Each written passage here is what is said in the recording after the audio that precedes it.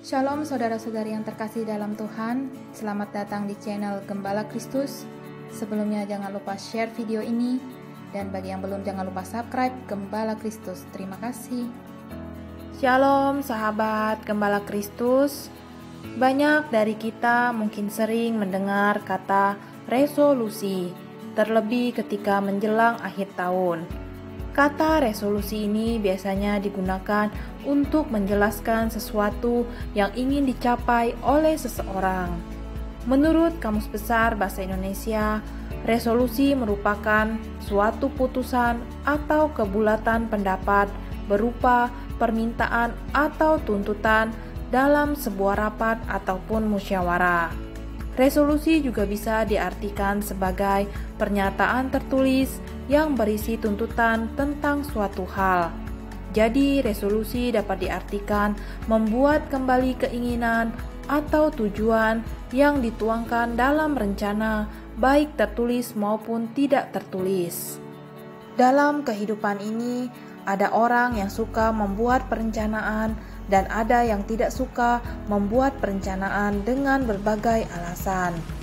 Ada orang yang suka membuat rencana dalam kehidupannya, dan ketika ada rencana yang terjadi tidak sesuai, maka bisa menjadi tolak ukur atau pedoman kita agar di kemudian hari rencana kita bisa berjalan dengan baik.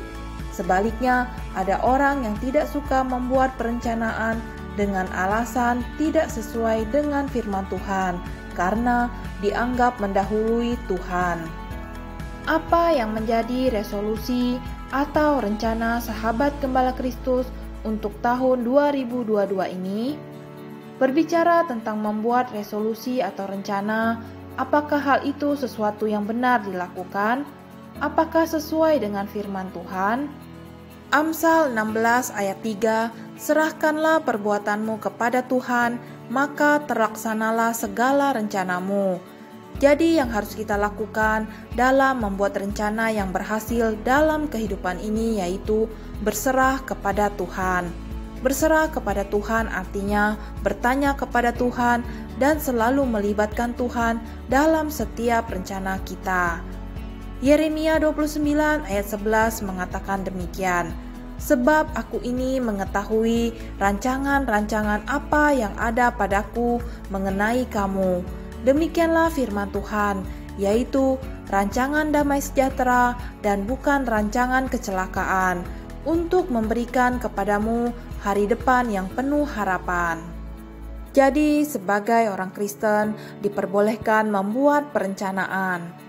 Di dalam Lukas 14 ayat 28-32 juga mencatat bagaimana Yesus mengajar murid-muridnya tentang membuat perhitungan dalam perencanaan.